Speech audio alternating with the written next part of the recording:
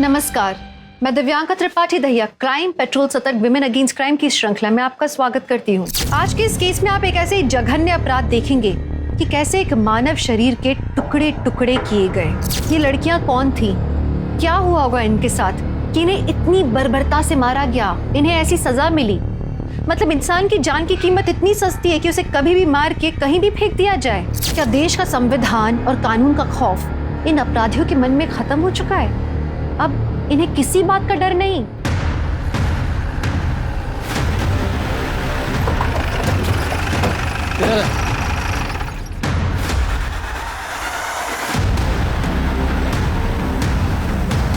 बिना सर की बॉडी?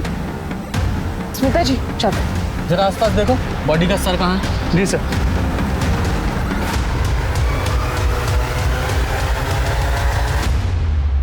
गुप्ता, कुछ मिला?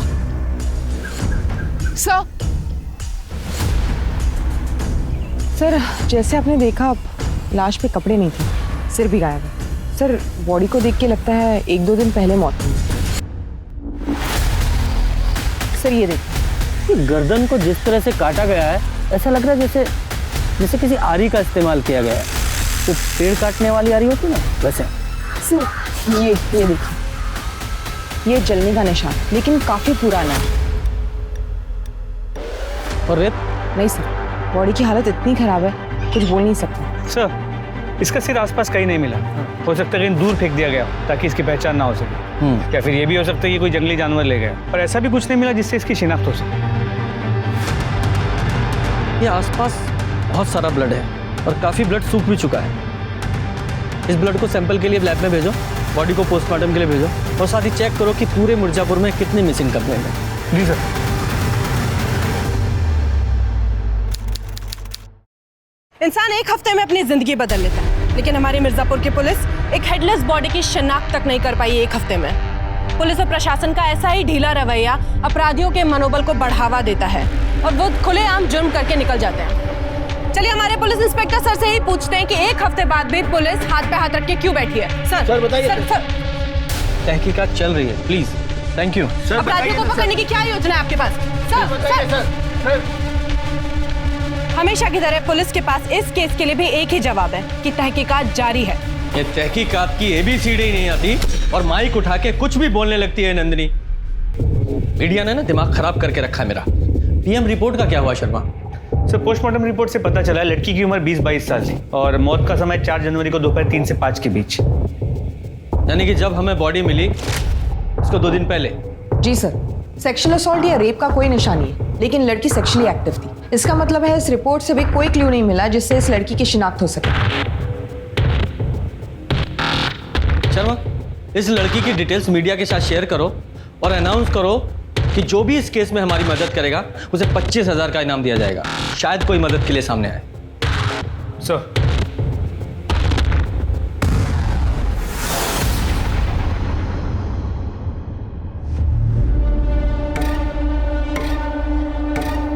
पुलिस तो कभी कुछ करती नहीं है।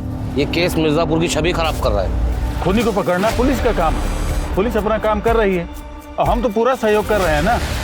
और क्या करते सर हैं? आपसे कोई क्लियर जवाब नहीं मिल पा रहा है। जनता आपसे सवाल नहीं पूछेगी तो किससे? सर जनता आपसे नहीं पूछेगी तो किससे पूछ? सर दर्शकों, अब तक की सबसे बड़ी खबर अभी अभी हमारे सूत्रों से पता चला है कि इनाम की राशि को 10 गुना बढ़ा दिया गया है। यानी इनाम की राशि अब 2.5 लाख रुपए कर दी गई है। काश हमारी मिर्जापुर की पुलिस भी 10 गुना ज्यादा मेहनत करती तो शायद ये केस जल्दी सॉल्व हो जाता। लगता है ये केस भी जनता के हाथों में सॉल्व करना ही लिखा है। हम आपको एक बार फिर से याद दिला दें कि बॉडी के सीधे पैर पर जले का निशान है और बाएं कंधे पर तिल। नंदिनी को पुलिस के बारे में कुछ पॉजिटिव नहीं मिलता है, सर हमेशा नेगेटिव बोलती है। सर जैसे आपने कहा था, फॉरेंसिक रिपोर्ट से हमें पता चला है कि क्राइम सीन पर 2 अलग-अलग ब्लड सैंपल्स मिले। ये देखिए सर। सर ये भी तो मुमकिन है कि जिसने भी ये खून किया है बॉडी काटते समय उसे भी घाव हो गया और वो दूसरा खून उसका हो। लेकिन क्राइम सीन पर जितना ब्लड था उसे देखकर ऐसा नहीं लगता वो किसी छोटे मोटे घाव से निकला है या किसी एक लाश का है। जरूर कोई दूसरा भी था। सर इसका मतलब आप कह रहे हैं कि 1 से ज्यादा खून हुए हैं? हाँ, लग तो ऐसे ही रहा है कि 1 नहीं 2 खून हुए हैं। शर्मा, एक काम करो, जितने भी हार्डवेयर हैं, टूल के स्टोर हैं, वहाँ पे पता करो किसी ने इलेक्ट्रिक शॉक खरीदी थी क्या। लेकिन सर इलेक्ट्रिक आ रही है क्यों? क्योंकि पोस्टमार्टम रिपोर्ट के हिसाब से जिस तरह का क्लीन कट लगा हुआ था वो किसी हाथ की आरी से पॉसिबल नहीं है। उसके लिए ज़रूर इलेक्ट्रिक सॉ लगा है। ज़रा पता करो। जी सर। और हाँ, वो डॉग स्क्वाड से कुछ पता चला? सर डॉग स्क्वाड की मदद से हम हाईवे तक जा पहुंचे, उसके आगे कुछ नहीं।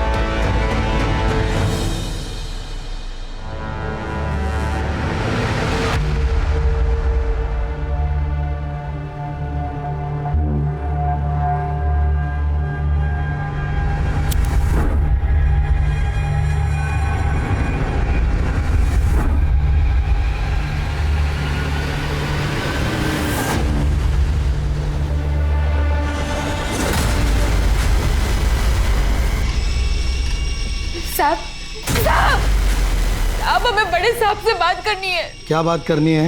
वो खबरों में देखा कि एक लाश मिली है, सर कटी लाश। सर, आपसे मिलना चाहता सब वो जो खबरों में लाश दिखा रहे हो वो हमारी बेटी की लाश है सर। बैठिए। हमें लगता कि वो हमारी बेटी मुनीरा है साहब।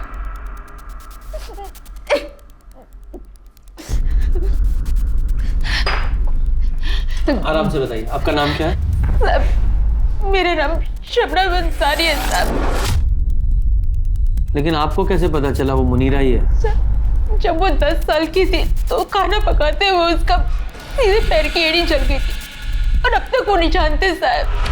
और बाएं कंधे पर तिल, न्यूज़ में यही पहचान बता रहे हैं साहब, वो हमारी मुनीरा ही है साहब।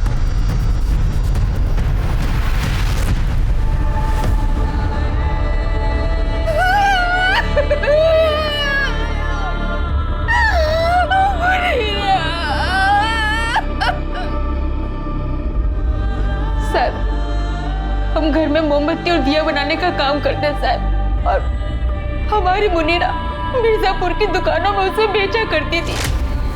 उसी दौरान उसकी मुलाकात नवाज शेख नाम के एक आदमी से हुई और थोड़ी दिनों में दोनों को प्यार हो गया। हम इन्हें दोनों का निकाह करवाया था। कबूल है? कबूल है। लेकिन निकाह के बाद मुनीरा को पता लगा कि नवाज शेख शादीशुदा है। वो बर्दाश्त नहीं कर पाई और 3 महीने पहले वो नवाज शेख को छोड़कर वापस घर आ गई साहब। मुनीरा, हमारी बच्ची सब ठीक हो जाएगा, अल्लाह पे भरोसा रखो। अम्मी, हमारे साथ ही ऐसा क्यों होता है? नवाज ने हमें धोखा क्यों दिया? ऐसे मत रो बच्चा, तू तो हमारा बहादुर बच्चा है ना? अम्मी हम आपको छोड़कर कभी कहीं नहीं जाएंगे, उम्र भर आपके साथ ही रहेंगे। उसने अपने आप को संभाला साहब और फिर से मिर्जापुर की दुकानों में सामान बेचने का काम शुरू कर दिया। लेकिन 2 महीने पहले उसकी मुलाकात आलम नाम के एक शख्स से हुई और दोनों को प्यार हो गया साहब। मुनीरा, कहाँ जा रही हो तुम? अभी एक रिश्ते से निकलकर तुम संभली भी नहीं हो और तुम दूसरे रिश्ते में जा रही हो। हमें लगता है कि तुम जल्दबाजी कर रही हो। अम्मी, आप भरोसा रखें, हम इस बार कोई जल्दबाजी नहीं करेंगे, सच्ची। और आलम को परखने के बाद ही हम उससे निकाह करेंगे। लेकिन किसी को परखने के लिए उसके साथ बिना निकाह किए रहना ये सही नहीं है बेटा। अम्मी, हमारा दिल कहता है कि इस बार सब ठीक हो जाएगा, सब सही हो जाएगा, भरोसा रखें हम पे। लेकिन बेटा, अम्मी,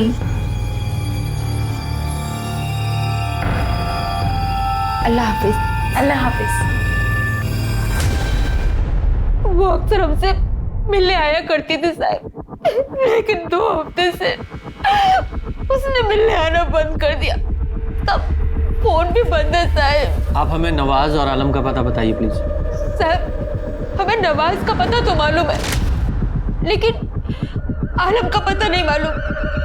हमें सिर्फ इतना मालूम है कि आलम की मोबाइल और इलेक्ट्रॉनिक की दुकान है नया नगर में। बस हम इतना ही जानते हैं साहब, और कुछ नहीं जानते। या अल्लाह, क्या मुनीरा का कत्ल हो गया? जी, तो मुनीरा की माँ का कहना है कि मुनीरा को तुम्हारी पहली बीवी के बारे में पता नहीं था। सर, ये सरासर झूठ है।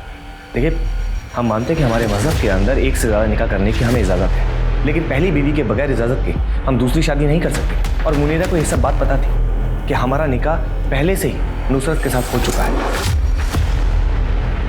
लेकिन मुनीरा चाहती थी कि वो हमसे निकाह करे।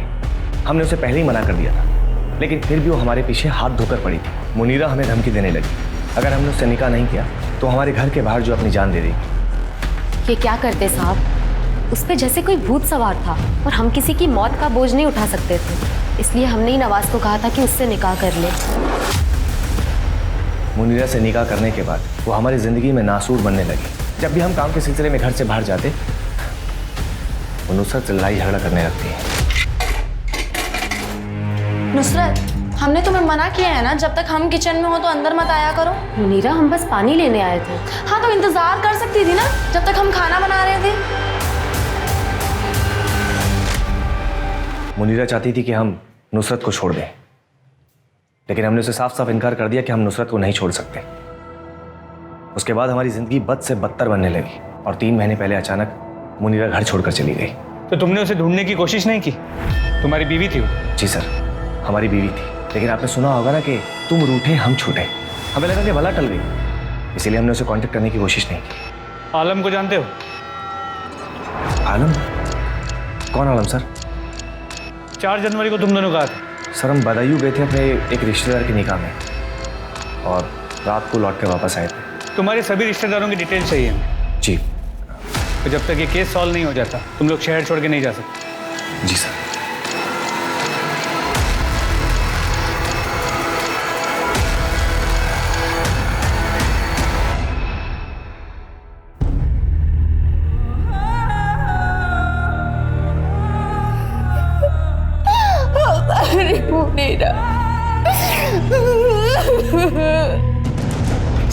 सर नुसरत और नवाज ने हमें जो कुछ भी बताया था सब सही है। 4 जनवरी को वो दोनों भदोई में ही थे। लेकिन कत्ल कराया भी तो जा सकता है, क्योंकि इन दोनों के पास मोटिव है मुनीरा को मारने का। और सवाल यह है कि क्राइम स्पॉट पर जो दूसरा ब्लड मिला वो किसका था। शर्मा, एक काम करो, इन दोनों मियाँ बीवी की और डिटेल्स निकालो और शबनम ने जो मुनीरा का नंबर दिया था उसकी भी CDR निकालो। जी सर। सर, आलम खान के घर का पता चल गया है। चलो।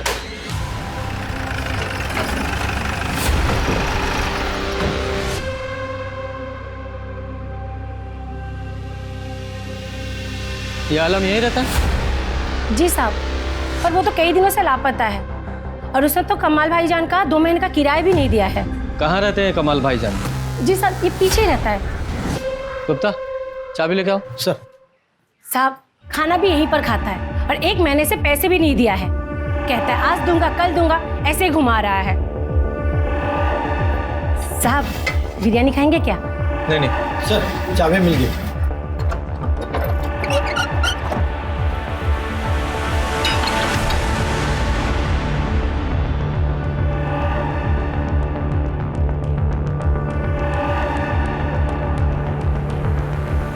साहब, यही है वो नल्ला आलम।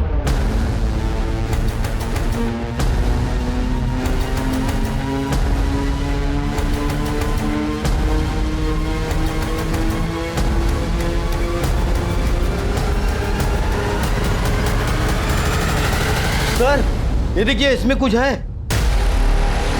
बाहर निकालो।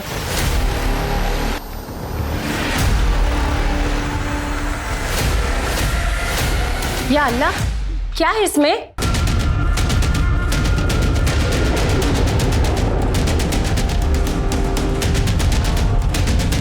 ये मुए ने क्या छुपा के रखा होगा इस पे? बाहर निकालो।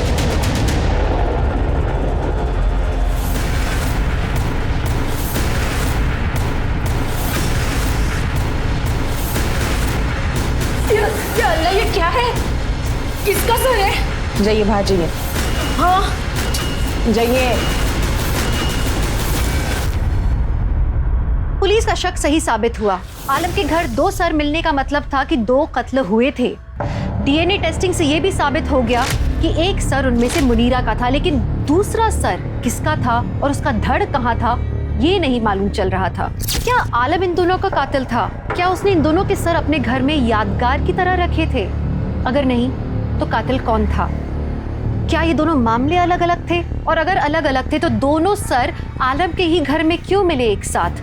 ऐसे बहुत सारे सवाल थे जिनके जवाब पुलिस ढूंढने की कोशिश कर रही थी, पर उन जवाबों तक वो पहुंच नहीं पा रही थी। पुलिस के ऊपर मीडिया का बहुत प्रेशर था। उन्होंने एड़ी चोटी का जोर लगा दिया था इस केस को सॉल्व करने के लिए। उन्होंने दुकानदारों से, सप्लायर्स से पार 100 के बारे में, बिजली से चलने वाली आरी के बारे में पता किया और उन्हें मालूम चला कि पिछले ही महीने कुछ पार 100 की बिक्री हुई थी, लेकिन वो सब बिजनेस के इस्तेमाल के लिए थे और उन्हें सुरक्षित लॉक करके रखा गया था। फिर पुलिस ने अपने खबरियों को एक्टिवेट किया 15 से 20 साल की लड़की की तलाश के लिए, जिसकी मिसिंग कंप्लेंट अभी तक नहीं हुई थी। साथ ही आलम की भी तलाश जारी थी, क्योंकि वही एक था जो इस पहेली को सुलझा सकता था। एक नहीं बल्कि दो लड़कियों की हत्याएं हुई है। पुलिस को 2 सर बरामद हुए हैं।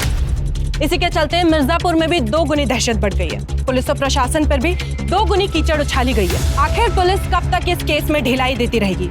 ये केस महिलाओं की सुरक्षा के लिए एक बहुत बड़ा प्रश्न चिन्ह है। क्या पुलिस सही दिशा में तहकीकात कर रही है? अरे मियाँ, दरवाजा खोलिए। कौन? प्रधान जी ने चुनाव जीतने की खुशी में सबको मिठाई और तोहफे दिए हैं। जल्दी दरवाजा खोलिए और अपना तोहफा ले लीजिए। हमें और भी घरों में जाना है। ये लीजिए आपकी मिठाई और ये तुम्हारा तोहफा। अरे कौन है? आपने कुछ नहीं किया साहब। कुछ नहीं किया तूने? 2 लड़कियों को मार के उनके सर काट के घर में रखे हुए हैं, बोल रहा है कुछ नहीं किया है। वो दूसरी लड़की कौन थी? साहब हमें नहीं पता। मुनीरा को तो जानता था ना?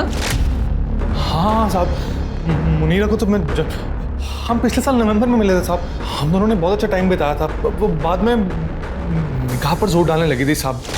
आलम, अब ना हमें निकाह कर लेना चाहिए। निकाह? हाँ, हमें तुम्हारे साथ जिंदगी बतानी है। ये तो उसके लिए निकाह की क्या जरूरत है? हम लोग ऐसे भी साथ में रह सकते हैं। तुम हमारे साथ निकाह करना चाहते हो कि नहीं?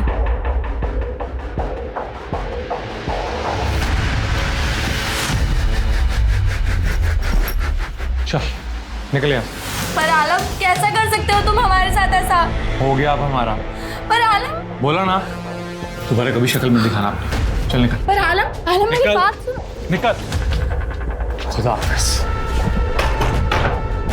हमने उसे दिसंबर में घर से बाहर निकाल दिया साहब, तो उसके बाद हम उसे कभी नहीं मिले। तो फिर छुप क्यों रहा था? साहब हम डर गए थे। हमें मालूम पड़ा था कि मुनीरा की माँ शबनम को लगता है कि वो पुलिस को जो लाश मिली है वो मुनीरा की है। हमें मालूम था कि वो हमारे ही नाम लेगी, इसलिए वहां से भाग गए हम। हजारों स्टोरी सुनी है हमने ऐसी। अम्मी कसम, हम सच कह रहे हैं। हम जब जनवरी के पहले हफ्ते में वहां पे पहुंचे तो जब हम घर लौटे तो हमने देखा घर के दरवाजे का ताला खुला था। हम सब अंदर गए तो फटाफट सब चेक किया और सब ठीक था। कसम से कुछ भी चोरी नहीं हुई थी, इसलिए हमने पुलिस में रिपोर्ट नहीं लिखवाई। हमें क्या मालूम था कि वो हमारे घर में 2 खोपड़ियां रखने के लिए घुसा था। हम सच कह रहे हैं साहब, सच कह रहे हैं। तेरे घर से 2 लड़कियों के कटे हुए सिर मिले हैं। उन दोनों के कत्ल के जुर्म में अरेस्ट किया जाता है तुझे। डालो से हवालात में। अरे साहब हम सच कह रहे हैं सब। सर 1 महीना बीत गया, लेकिन किसी दूसरी लड़की की कोई मिसिंग कंप्लेंट नहीं आई और ना ही आलम के लाइफ में किसी दूसरी लड़की के बारे में पता चला। सर समझ नहीं आ रहा ये दूसरी लड़की है कौन और उसका मुनीरा और आलम से क्या लेना देना है।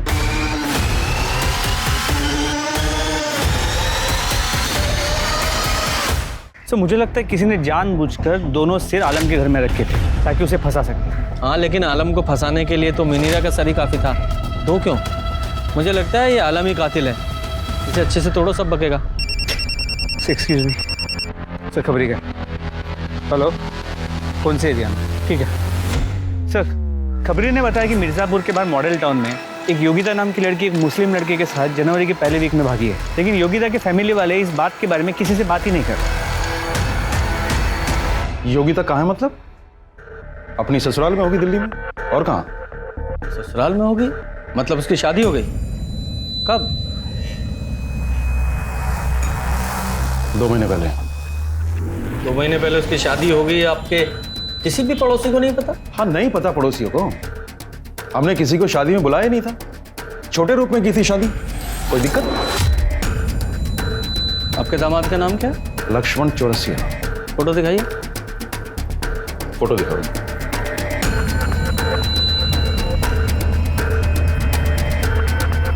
ये फोटो नहीं, शादी का फोटो दिखाइए। जमाई राजा अभी तक फोटो एल्बम भेजे नहीं है। मैडम वॉशरूम कहाँ पे? हाँ वो यहाँ पर। Sorry sir. दिल्ली का अपने दामाद जी का एड्रेस दे दीजिए, हम खुद जाके देख लेंगे। आपको नहीं लगता कि आप अपनी लिमिट्स क्रॉस कर रहे हैं? जाइए, नहीं देते आपको एड्रेस और डिटेल्स। ऐसा है, हम ना एक वकील हैं और अपने राइट्स को बहुत अच्छी तरह से जानते हैं। हमारा हक बनता है ये जानने का कि हमें पता हो कि आप लोग यहाँ पर किस लिए। हमें एक लड़की का कटा हुआ सर मिला है, उसकी आइडेंटिटी तलाश करने की कोशिश कर रहे हैं हम, ताकि उसके कातिलों को सजा दिला सकें। हमें कोई शौक नहीं है किसी की प्राइवेसी में दखल देने का। लेकिन आपको क्या, आपकी बेटी तो सही सलामत है ना दिल्ली में? हाँ?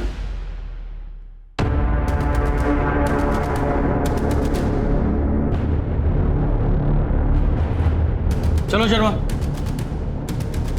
इनसे बात करके कोई फायदा नहीं, कुछ हासिल नहीं होगा।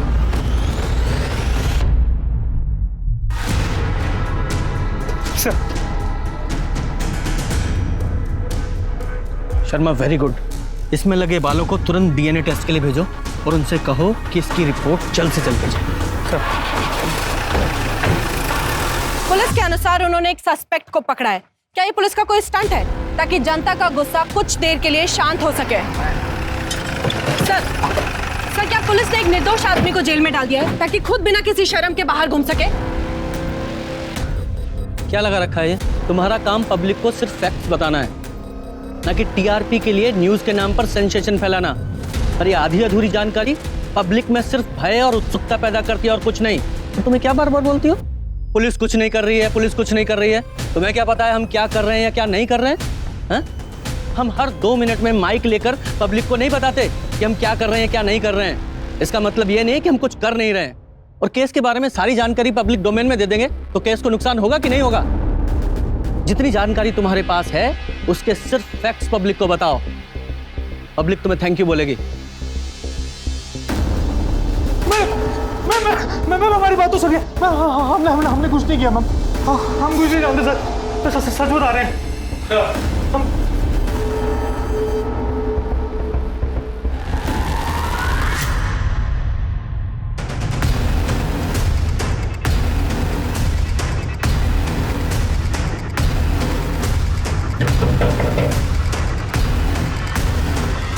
अरे आप लोग फिर आ गए?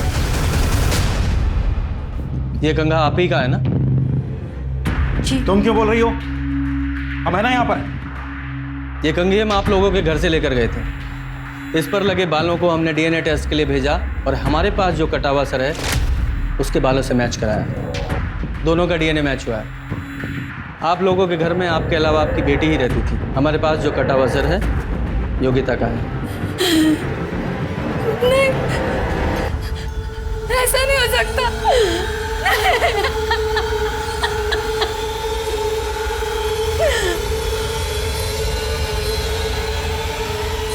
हम केस करेंगे आपके ऊपर।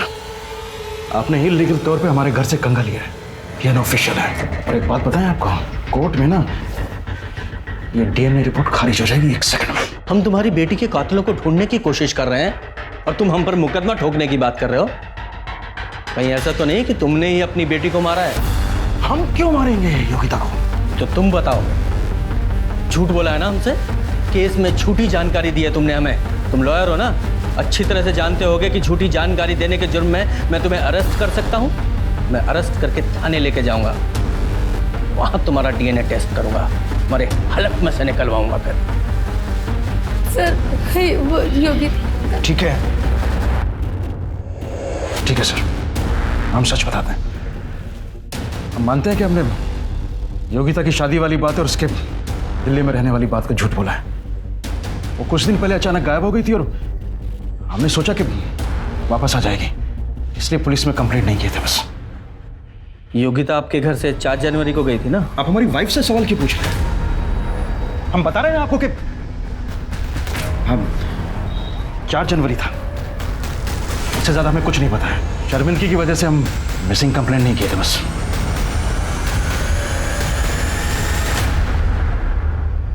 शांति बहुत अच्छी है, हम सब लोग उसे बहुत पसंद भी करते हैं और हमेशा मंदिर में भजन कीर्तन के समय हम उससे मिलते ही रहते हैं।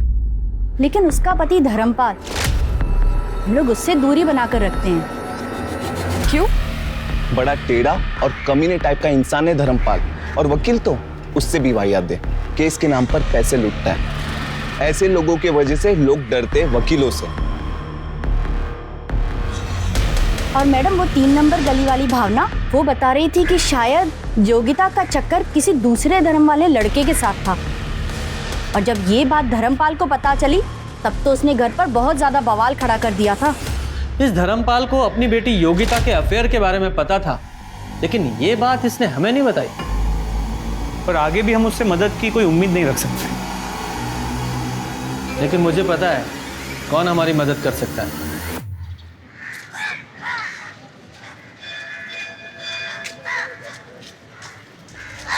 नमस्ते। आप यहाँ क्या कर रही हैं? आप जाइए यहाँ से। देखिए, इस केस को सॉल्व करने के लिए और योगिता के कातिलों को पकड़ने के लिए हम यहाँ पर आपसे मदद मांगने आए हैं। देखिए, आप हमारे पति को नहीं जानती। अगर उन्होंने हम दोनों को साथ में यहाँ देख लिया, योगिता वापस तो नहीं आ सकती, लेकिन उसके कातिलों को सजा जरूर मिल सकती है। और हमें यकीन है कि भगवान भी यही चाहते हैं। ये सब तब शुरू हुआ जब हमारी बच्ची योगिता को इमरान सिद्दीकी नाम के एक लड़के से प्यार हो गया। दो ना। योगिता!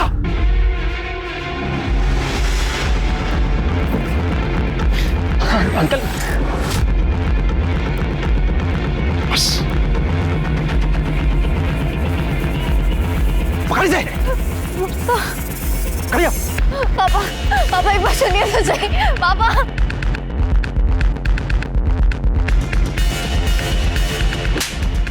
इसी दिन के लिए तुझे पढ़ाया लिखाया था, आजादी दी थी। शांति, आज के बाद ना ये घर से तब तक नहीं निकलेगी जब तक कि हम अपनी जाति का लड़का देखकर इसकी शादी ना कर दें। पापा, आप किस जमाने में जी रहे हैं? ये कौन सा तरीका अपने पापा से बात करने का? तुम्हारे भले के लिए तो कह रहे हो। माँ आप भी जानती है कि पापा गलत है।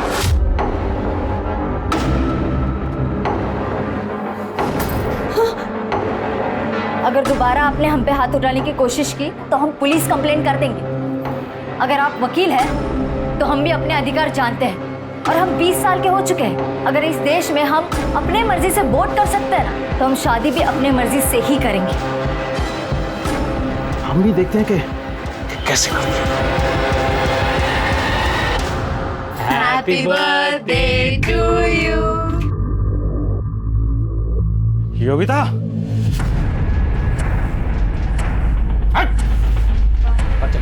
पापा आप सुनिए तो सही। मैं बस। अरे भाई साहब, अरे मेरी बात तो सुनिए। पापा बट भाई साहब, देखिए, हमें कोई झगड़ा नहीं चाहिए। हम बड़े ही शांत प्रिय आदमी हैं, लेकिन तब तक जब तक हमारी बातें मानी जा रही है। धर्मपाल जी की बेटी से दूर रहिए, वरना दोस्ती महंगी पड़ सकती है। भाभी, मुझे और योगिता को एक होने से कोई नहीं रोक सकता। सर, क्या मतलब है इस नोटिस का? और हमारी शॉप कोई गैर कानूनी नहीं है? हाँ, गैर कानूनी तरीके से अवैध रूप से हथियाई गई जमीन पर बनाई गई है दुकान। हम प्रूव कर सकते हैं कि हमारी ये दुकान और ये जमीन गैर कानूनी नहीं है। ठीक है, तुम्हारे पास 1 महीने का समय है, आप सबूत दीजिए। लेकिन हाँ, तब तक ये शॉप सील रहेगी। चलिए चलिए भाई। सर, हमारे कारोबार का चलिए भाई, सील करिए। ये तालाब एक ही चाबी से खुल सकता है। योगिता को भूल जाओ। हमारे पति ने हमारी बच्ची की जिंदगी को बर्बाद कर दिया था, इस हद तक कि इमरान की भाभी सादिया तक योगिता के खिलाफ हो गई। उसने तो इमरान से कहा कि वो योगिता के पापा ने हमारी दुकान बंद करवा दी, हमें इतना परेशान किया, और तुम अभी भी इसी के बारे में सोच रहे हो। वो अब इस घर में नहीं आएगी। पर इमरान और उसका बड़ा भाई अज़हर दोनों पीछे नहीं हटे। इमरान हमारी बच्ची से बहुत प्यार करता था, फिर दोनों ने एक बार यहाँ से भाग जाने का ठाना। 4 जनवरी को तकरीबन 2:30 बजे, जब हमारे पति घर पर नहीं थे। ये कंगन मैंने तुम्हारी शादी के लिए बनवाए थे। इसे तुम अपनी शादी वाले दिन पहन लेना। भगवान पे भरोसा रखो माँ, कुछ दिनों में सब ठीक हो जाएगा। हाँ मेरी बच्ची। उस दिन हमने हमारी बच्ची को आखिरी बार जाते हुए देखा, उसके बाद उसका कभी कोई फोन नहीं आया। ये योगिता इमरान के साथ भागने वाली थी जब इसका खून हुआ। सर योगिता भागने वाली थी ये सिर्फ 2 लोगों को पता था, इमरान और दूसरा उसकी माँ शांति। सर ये हो सकता है कि शांति ने योगिता को मारा है और अब रोने का नाटक कर रही है। सर या फिर इमरान कभी योगिता से शादी ही नहीं करना चाहता और योगिता उसे फोर्स कर रही हो, इसलिए इमरान ने योगिता को मार दिया। या फिर ये धर्मपाल, शायद इसे पता चल गया हो कि योगिता घर से भागने वाली है और उसने घात लगाकर योगिता को मार दिया। सर इमरान की भाभी सादिया भी हो सकती है, क्योंकि वो इस रिश्ते के खिलाफ हो गई थी। या फिर उसका भाई अजहर, क्योंकि वो इस रिश्ते के लिए तैयार था, लेकिन सिर्फ तब जब धर्मपाल इस रिश्ते को मंजूरी देगा। सर मार तो कोई भी सकता है, लेकिन सवाल यह है कि योगिता इमरान के साथ शादी करने के लिए भागने वाली थी, इस वजह से कोई योगिता का इतनी बहरे में से मर्डर क्यों करे? और ये मुनीरा, इसका क्या, इसका योगिता के साथ क्या कनेक्शन है? अब ये मुनीरा की वजह से योगिता मरी है या योगिता की वजह से मुनीरा, ये भी तो एक पहेली है। सर अगर ये दोनों मर्डर योगिता की फैमिली या सिद्दीकी की फैमिली में से किसी ने किया है, तो फिर ये दोनों सिर आलम के घर पे कैसे मिले? ये तो आलम ही बताएगा, ढूंढो इसे। लेकिन इससे पहले इसे इमरान को उठा के लेके आओ, देखें ये क्या कहानी सुनाता है।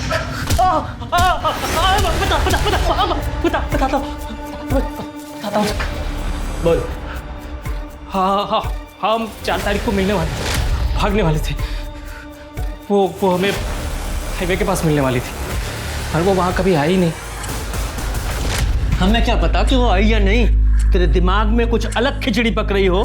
तूने उसे वापस जाने के लिए कहा, वो नहीं गई तो मार दिया उसे, क्योंकि आखिरी कॉल योगिता ने तुझे किया था। सर ये आप क्या कह रहे हैं?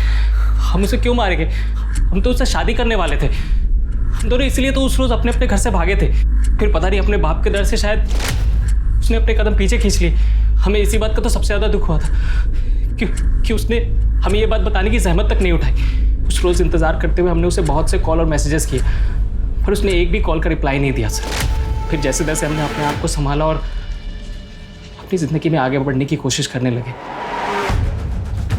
हमने कभी सपने में भी नहीं सोचा था कि उसका मर्डर हो गया। सर जिस किसी ने भी उसका मर्डर किया ना, अगर वो इंसान हमें मिल गया तो हम उसको जिंदा नहीं छोड़े, उसके टुकड़े टुकड़े करके हम उसे कुत्तों को खिला देंगे। हारियों की तरह हमें धोखा नहीं दिया था। इमरान का इस तरह आवेश में आकर बोला हुआ हर शब्द 2 तरफ इशारे कर रहा था। एक ये कि या तो वो सच बोल रहा था या फिर वो बहुत अच्छा एक्टर था, लेकिन किसी भी सूरत में पुलिस का शक उस पर बना हुआ था। पुलिस ये समझने की कोशिश कर रही थी कि क्या हुआ था और क्यों हुआ था। एक बात तो तय थी कि योगिता और मुनीरा की मौत एक ही जगह पर हुई थी। दोनों के सर को धड़ से अलग कर देना, मुनीरा की लाश वहीं छोड़ के योगिता की लाश ले जाना और दोनों के सर का आलम के घर में मिलना, बहुत पेचीदा था ये सब समझना। तो क्या आलम ने दोनों की हत्या की थी? और अगर नहीं की थी तो किसने की थी? और क्या वो इंसान इन दोनों लड़कियों को जानता था? पुलिस को अभी तक इन दोनों के बीच में कोई कनेक्शन नहीं नजर आ रहा था। एक बात तो तय थी कि इन दोनों की मौत के पीछे किसी सनकी का हाथ था, लेकिन ये समझ नहीं आ रहा था कि उन दोनों लड़कियों को जिनके बीच में कोई संबंध नहीं था, मारने के लिए उन्हें क्यों चुना गया। पुलिस यही सब सुलझाने में लगी थी, तभी एक सुराग उनके हाथ लगा जो शायद इस केस को सुलझा सकता था। सर ये इंदु जोशी है, योगिता की बचपन की सहेली। सर ये आपको कुछ बताना चाहती है। बैठो बेटा। हाँ बोलो। सर योगिता को धमकी मिली थी। सुन लड़की, अपने ही धर्म में रह, समझी? दूसरे धर्म को भूल जा, वरना हम भूल जाएंगे तुम हमारे धर्म की लड़की हो, समझे? योगिता बहुत घबरा गई थी सर, लेकिन फिर उसने अपने आप को संभाला और वही करने की सोची जो वो करना चाहती थी। अच्छा तुम तो योगिता को बचपन से जानती हो, उसकी बेस्ट फ्रेंड हो, तुम्हें क्या लगता है किसने किया होगा उसके साथ ये? धर्मपाल अंकल।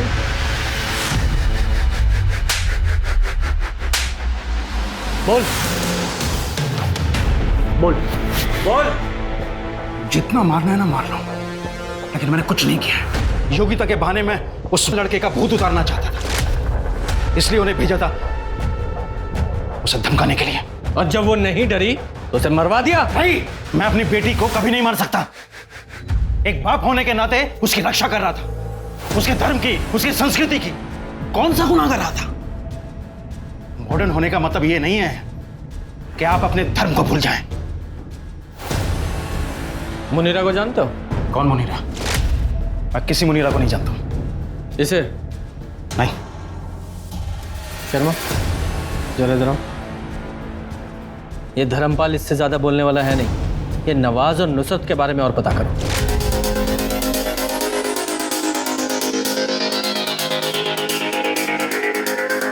नवाज और नुसरत की जोड़ी तो बड़ी कमाल की है, माशाअल्लाह। अच्छा हुआ दोनों फिर से साथ में आ गए। मतलब जब नवाज ने मुनीरा से शादी की थी तो नुसरत उसे छोड़ चुकी थी। जी सर, और सर ये भी पता चला है कि नुसरत उसी दिन घर छोड़ के गई थी जिस दिन नवाज ने मुनीरा से शादी की थी। तो नुसरत के रजामंदी का और मुनीरा का घर पे रह के झगड़े करने का तो सवाल ही पैदा नहीं होता, क्योंकि नुसरत कभी घर पे थी ही नहीं। और सर मुनीरा के घर से निकल जाने के बाद नुसरत घर वापस आई। लोगों का ये भी कहना है कि नुसरत के भाई जफर का नवाज पे काफी प्रेशर है और इस जफर का रिकॉर्ड भी कुछ अच्छा नहीं है सर। हम मानते हैं कि हमने आपसे झूठ कहा। अगर आपसे झूठ नहीं कहते तो मुनीरा के कत्ल में आप हमें जिम्मेदार समझते हैं। ये भी तो हो सकता है कि ये सब कुछ तुमने जफर के दबाव में आगे किया है। दबाव? कैसा दबाव सर? हम तो उससे कोई वास्ता ही नहीं रखते। तुम्हारी, नुसरत की और मुनीरा की पूरी कहानी हमें पता है। अब सब कुछ सच सच बता दो। सर वो मुनीरा को हमारे और नुसरत के निकाह के बारे में नहीं पता था। तो तुमने उसे बताना जरूरी भी नहीं समझा? क्यों? सर वो बहुत सुंदर थी, हम उससे निकाह करना चाहते, लेकिन निकाह के कुछ दिनों बाद ही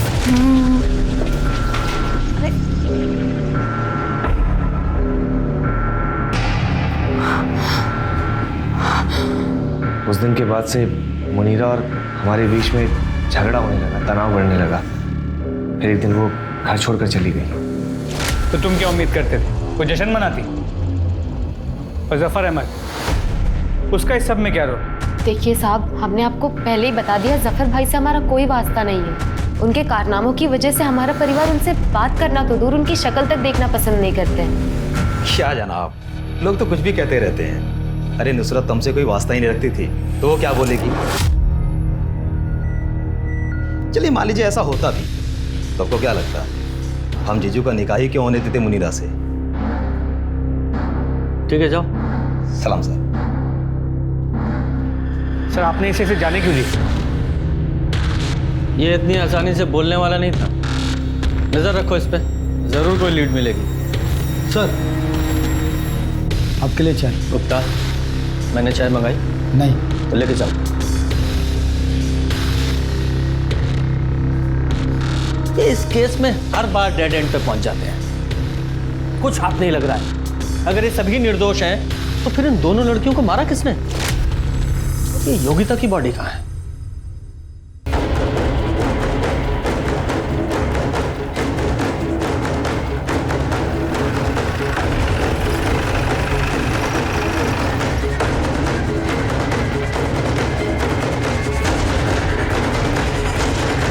शर्मा, बॉडी निकालने के लिए किसी को बुलाओ।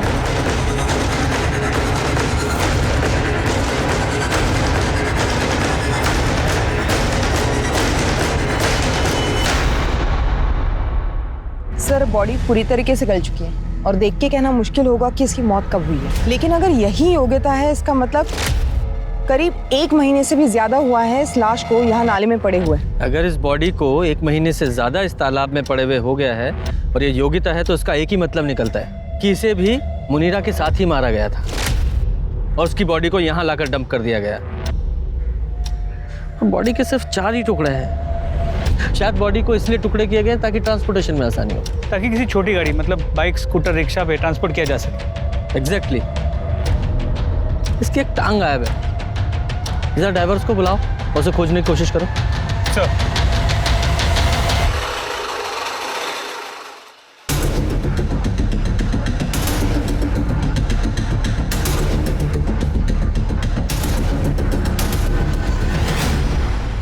जैसा पुलिस को शक था वैसे ही हुआ।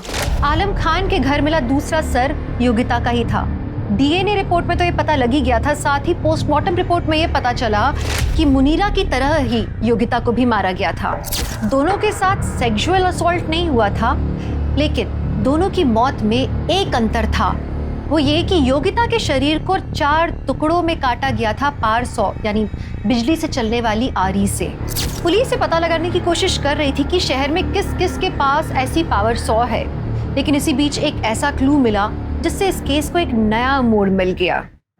सर, डीएनए रिपोर्ट से कंफर्म हुआ है कि जो तालाब में बॉडी मिली थी वो योगिता की है। ओके शर्मा, ये देखो, ये नुसरत अपने भाई जफर से मुनीरा के कत्ल से सिर्फ 2 दिन पहले ही मिली थी। मतलब ये नुसरत, जफर और नवाज सबके साथ झूठ बोल रहे हैं। एग्जैक्टली। लेकिन ये फोटो जिस ईमेल आईडी से आई है उसका नाम है कड़वा सच।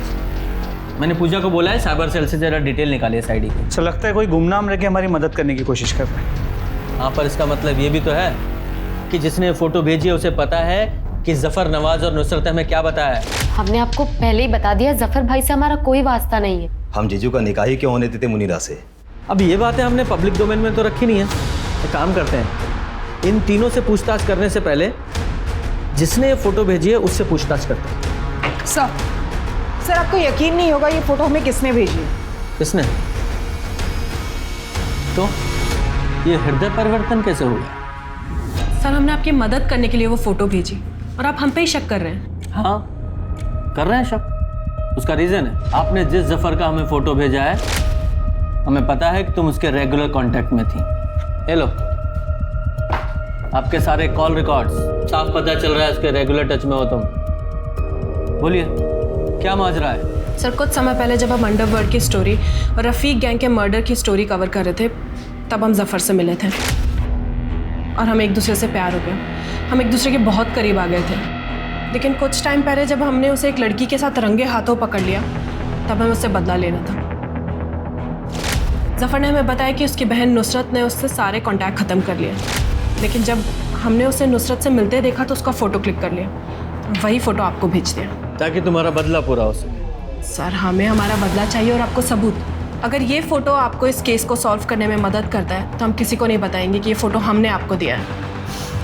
सर, हम इतने भी बुरे नहीं हैं। कई बार पुलिस टीम और रिपोर्टर साथ में काम भी कर सकते हैं। Nice thought. शर्मा, जरा इस जफर को एक विजिट दो।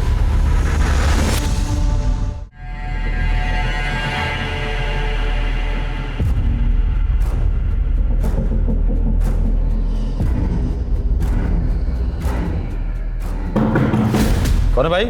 जफर भाई, आपके लिए पार्सल आया है। किसने भेजा है? देख लो।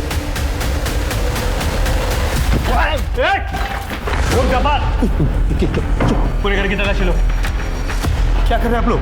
जल्दी पता चल जाएगा। घर का एक कोना चेक करो।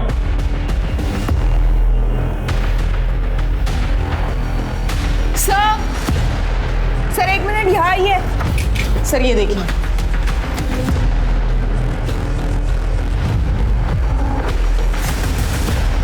सर, ये देखिए सर।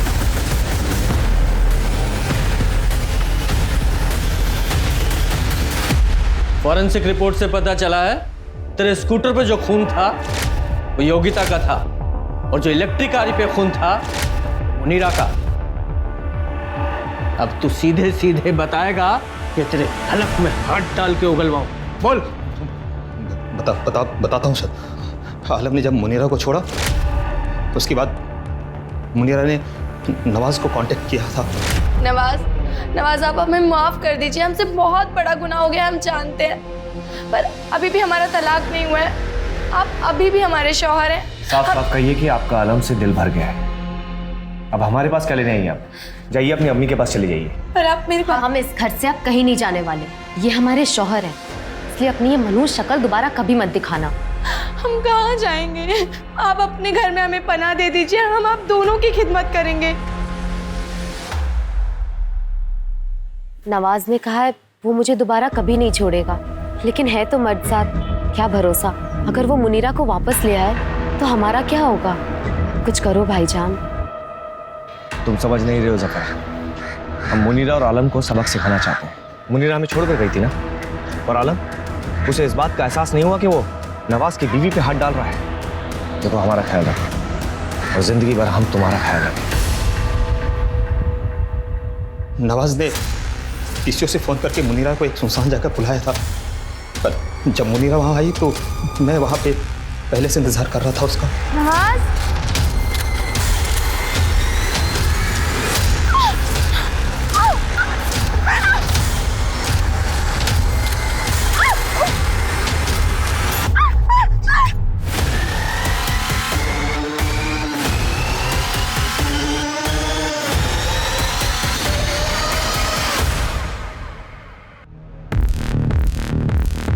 उसके बाद हमको पता था कि अब इसको मारना ही पड़ेगा और कोई चारा नहीं था हमारे पास।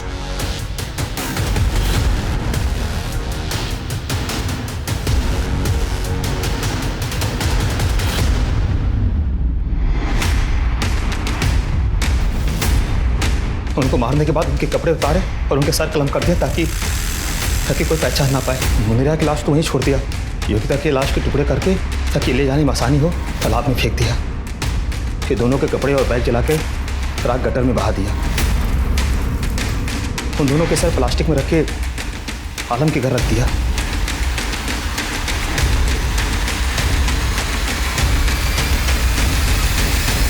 और वो इलेक्ट्रिक गाड़ी कहाँ से खरीदी? तो पहले से था हमारे पास। रफीक गैंग के 2 लोगों को पहला सफाया किया था हमने। अच्छा, मतलब जो वो 2 मर्डर नंदिनी रिपोर्ट कर रही थी वो तूने किए थे? सर, कभी आपने इलेक्ट्रिक गाड़ी का इस्तेमाल किया है?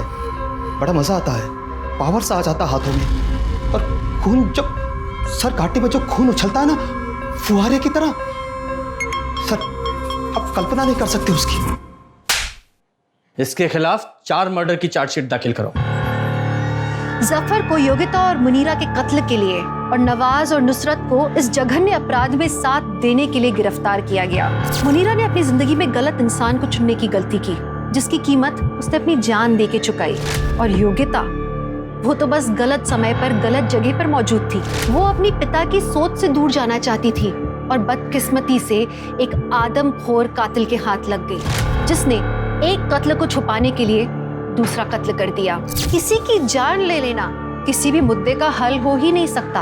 ये एक क्राइम है, और आप चाहे कितनी भी तिकड़म लगा लें, एक क्राइम करने के बाद मुजरिम अपने निशान छोड़ ही जाता है, पकड़ा जाता है। आप अपने परिवार को प्यार से संजो के रखें। इसी आशा के साथ मैं दिव्यांका त्रिपाठी दहिया लेती हूँ आपसे विदा। फिर मिलूंगी अगले केस के साथ। तब तक देखते रहिए क्राइम पेट्रोल सतर्क, विमेन अगेंस्ट क्राइम। एक औरत परिवार, अब हर औरत का भार। जय हिंद। ये कहानी एक ऐसे विक्टिम की है जो परफेक्ट क्राइम का शिकार हुई। सब कुछ प्लान्ड था, कब कैसे मारना है, कैसे सबूत मिटाने हैं, हर चीज बारीकी से सोची गई थी। आप सोचोगे मुझे ये सब कैसे पता? मैं ही हूं जिसे मारने के लिए ये चक्रव्यूह रचा गया था।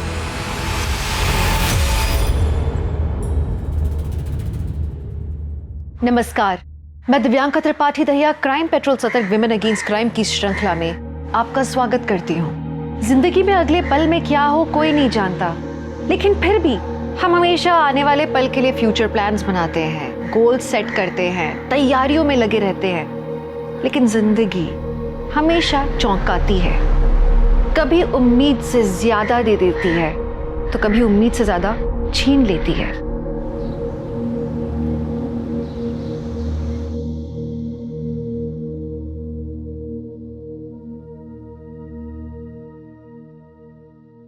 राम राम सा, सरिता रसोई में आप सबरो स्वागत है। आज हमारी रसोई में बनेगा राजस्थान रो पारंपरिक भोजन, दाल बाटी और चूरमा। तो शुरू करते हैं। दाल बाटी बनाने के लिए अनूप क्या कर रहा है? वीडियो खराब कर दिया मेरा। अरे माँ, वीडियो तो रिकॉर्ड भी नहीं हो रही है। हाँ? कैमरे में मेमोरी कार्ड ही नहीं है। मतलब कुछ भी रिकॉर्ड नहीं हुआ ना। अनूप भैया, कौन मानेगा कि मम्मी के चैनल पे 7 मिलियन सब्सक्राइबर्स हैं। हंसना बंद कर दीक्षा, कभी कभी हो जाती है गड़बड़। मुझे तो बस खाना बनाना आता है। सरिता, ये लो गुजिया बनाने का सारा सामान। कल बढ़िया सी वीडियो बनाना गुजिया की। हाँ, वो भी मेमोरी कार्ड डाल के। सरिता फिर गलती की, एक बार अच्छे से सीख लो ना। चलो मैं सिखाता हूं, आओ। हाँ वाह पापा, सो स्वीट। पापा आप सच में माँ की बहुत केयर करते हैं। बेटा वाइफ हैप्पी हो ना तो लाइफ हैप्पी हो जाती है।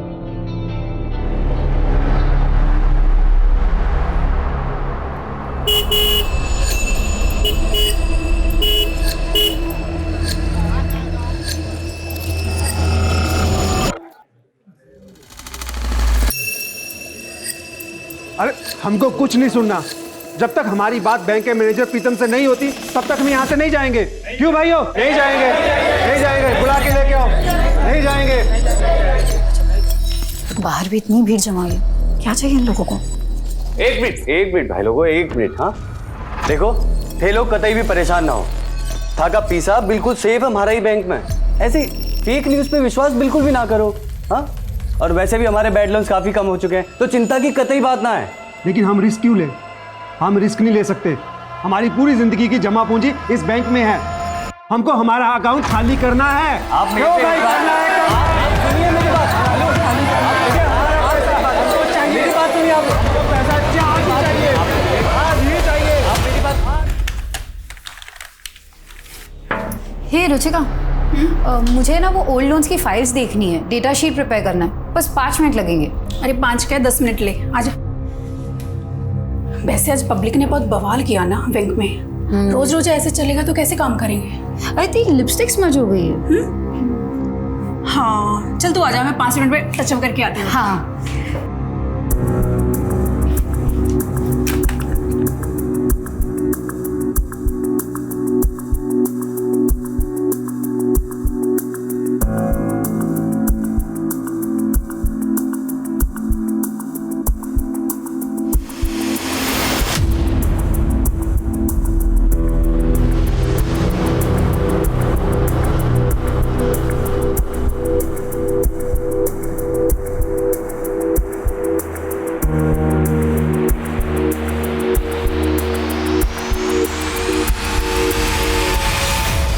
हो गया?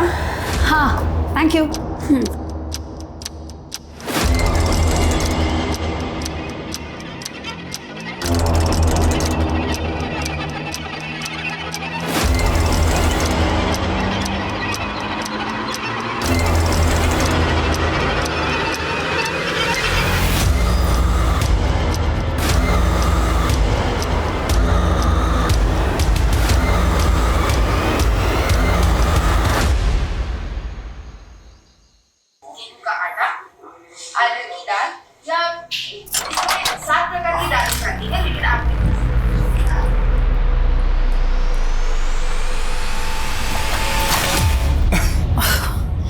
डरा दिया तुमने।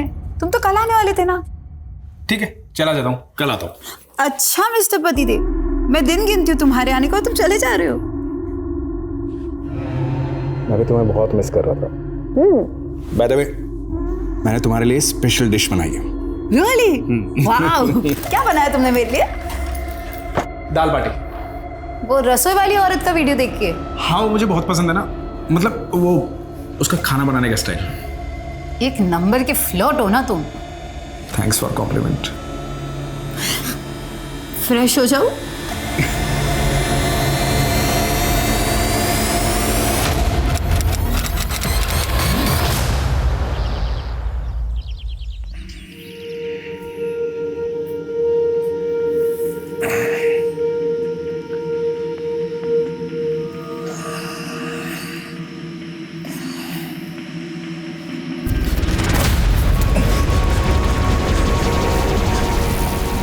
सरिता, ए सरिता, सरिता,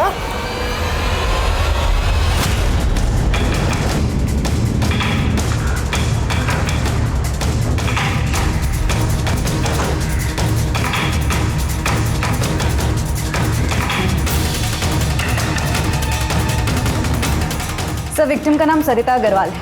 वो अपने पति नवीन और दोनों बच्चे दीक्षा और अनूप के साथ यहाँ रहती है। इंटरनेट पर कुकिंग क्लासेस चलाती थी जो कि बहुत पॉपुलर थी। सर लगता है मौत जहर खाने की वजह से हुई है। रूम में और किचन में जितनी भी खाने की चीजें लैब में भेजो। Okay sir. सर शायद ये सुसाइड का केस है।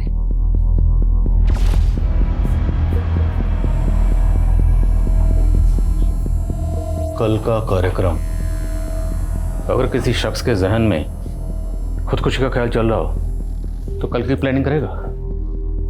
बॉडी को सबसे पहले किसने देखा?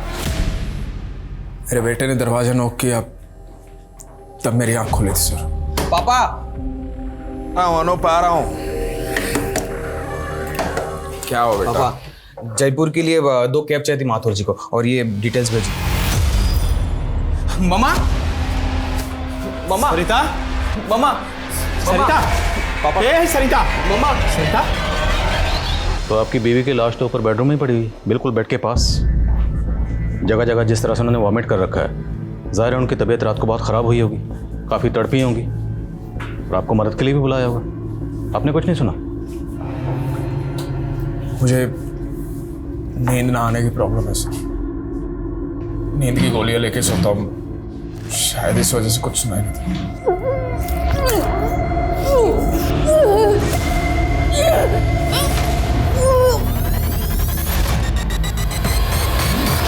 नहीं सर, कल रात तक तो सब कुछ ठीक था।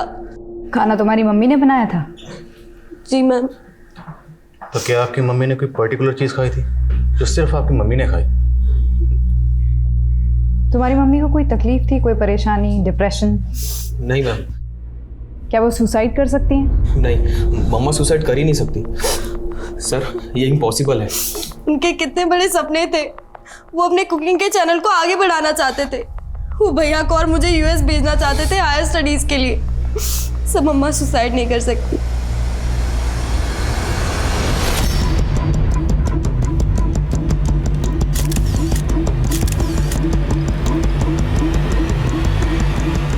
सरिता की मौत जहर की वजह से हुई थी।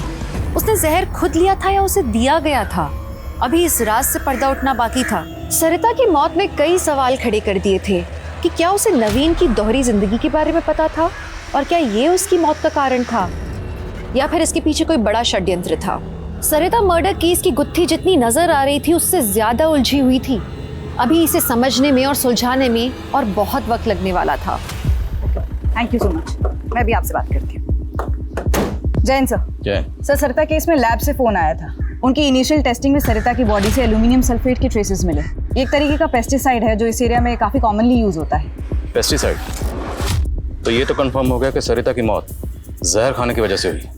अब सवाल ये है कि सरिता ने ये जहर खुद खाया या किसने ज़बरदस्ती खिलाया? सर, इस तरीके का पेस्टिसाइड आजकल घरों में नहीं मिलता। एरिया में जितनी पेस्टिसाइड की शॉप है या डीलर है, सब जगह इंक्वायरी करो, शायद कोई लीड मिले। जहर की गोलियां खाने की वजह से बीवी ने जान गंवा दी, और शौहर नींद की गोलियां खाकर सुकून से सोता रहा। बुला इस Naveen. Sir, pesticides? Sir, Sarita organic food में बिलीव करती थी, पेस्टिसाइड्स क्यों खरीदेगी? तो किसने खरीदा? आपने? ये क्या कह रहे हैं सर आप? मेरी समझ में नहीं आ रहा सर। समझ में तो हमें भी नहीं आ रहा। आपकी बीवी बिल्कुल आपके बगल में सो रही थी, रात भर तड़पती रही, जगह जगह वोमिटिंग करती रही। तड़पते तड़पते उसने अपनी जान दे दी और आप चुपचाप सुकून से सोते रहे। आप नहीं समझेंगे सर, कितना आप सोच समझे इस बात का। बहुत प्यार करता था मैं सरिता से। दोनों मियां बीवी में किसी बात को लेकर झगड़ा या मनमुटाव? मम्मी पापा तो जैसे एक दूसरे के लिए बने थे, लड़ते हुए क्या, हमने तो उनको ऊंची आवाज में बात करते हुए भी नहीं देखा था। वैसे भी महीने में 15 दिन तो पापा बिजनेस ट्रिप पर होते थे। तुम्हारे पापा बिजनेस ट्रिप पर कहाँ जाते थे? ज़्यादातर कोटा। वहाँ पर उनकी ऑफिस की एक नई ब्रांच खोली थी। सर, एक छोटी सी रिक्वेस्ट थी। बोले। मेरे बच्चों से ज़्यादा सवाल जवाब मत कीजिएगा। मैं तो सह लूंगा, लेकिन मेरे बच्चे अब तक अपनी माँ की मौत का सदमा नहीं झेल पाए। Thank you.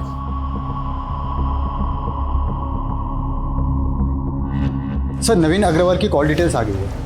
इस नंबर पे काफ़ी बातें हुई नवीन की। किसका नंबर है? मोनिका श्रीवास्तव, कोटा की रहने वाली है।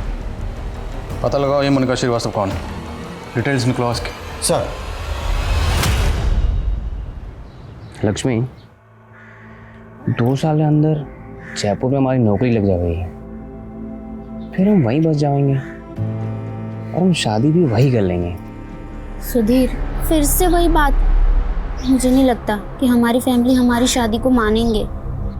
हम तुम्हें किसी हीरो हीरोइन की तरह भगा के लेके जाऊंगा तुम्हें। बापू, बापू मूंछ के बाल नहीं निकले तेरे अब तक और शादी करने चला है। ये दूसरी जाति की लड़की के साथ शादी करेगा तू? नालायक। बापू वाली बात तू क्या देख रही? चलेगा यहाँ से, लेगा भाग यहाँ से। मैं तेरे बाप को जाके सब बता देंगे हम। राम राम सा। आज मैं कोई रेसिपी नहीं बताने वाली। एक बेचैनी है जो आपके साथ बांटना चाहती हूँ। मुझे लगता था मेरी दुनिया में सब ठीक है, कोई दुख नहीं है, लेकिन फिर अचानक मुझे पता चला कि मैं एक भ्रम में जी रही थी।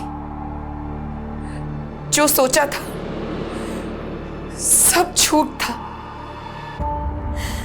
रिश्ता झूठा, प्यार झूठा, सब झूठ। मोनिका, काश तुम ना आती तो ये सब नहीं होता। जो कुछ भी हुआ तुम्हारी वजह से हुआ। तुमने तबाह कर दी मेरी जिंदगी। सर, सरिता इसी कैमरे से कुकिंग वीडियोस बनाती थी। इसी में हमें ये वीडियो मिला। तो ये वीडियो सरिता का आखिरी वीडियो था? नहीं सर, इसके बाद सरिता ने एक और कुकिंग वीडियो बनाया था, लेकिन इस वीडियो की तरह उसमें भी वो काफ़ी हताश लग रही थी। सुसाइड पॉसिबल है। इस वीडियो में सरिता ने किसी मोनिका का जिक्र किया है और नवीन के कॉल रिकॉर्ड में भी किसी मोनिका का जिक्र है। मोनिका श्रीवास्तव। मोनिका श्रीवास्तव। क्या ये दोनों मोनिका एक ही हैं? और अगर हैं तो ये मोनिका श्रीवास्तव कौन है? सर, कोई मोनिका श्रीवास्तव से मिलने आई है। आप नवीन की पत्नी हैं? जी। नवीन पहले से शादीशुदा है, उसके 2 बच्चे हैं, ये सब पता है आपको? 4 दिन पहले ही पता चला। आपको सरिता के बारे में कैसे पता चला? मुझे कुछ दिनों से शक हो रहा था नवीन पर। फिर एक दिन जब वो बिजनेस ट्रिप का बहाना करके घर से निकला तो मैंने उसका कोटा से जयपुर तक पीछा किया। तो यहाँ जयपुर आने के बाद आप सरिता से मिली थी? जी। मुझे लगा था कि मेरे साथ धोखा हो रहा है, कि नवीन की जिंदगी में कोई और औरत आ गई है। बस सरिता से मिलकर पता चला कि 21 साल से तो वो उसकी बीवी है। दूसरी औरत तो मैं हूं। और जब आप सरिता से मिली और सरिता को आपके बारे में पता चला तो सरिता का रिएक्शन क्या था? सरिता, मेरी बात तो। नवीन, आप चुप रहिए। मोनिका, मेरे बच्चे कभी भी आते ही होंगे। मैं नहीं चाहती उनके सामने ये तमाशा। हम अंदर चलकर बात करते हैं।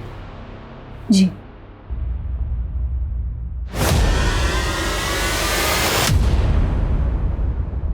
मैं तुम्हारा गुस्सा समझ सकती हूँ मोनिका, लेकिन मैं तय नहीं कर पा रही हूँ कि मुझे क्या करना चाहिए।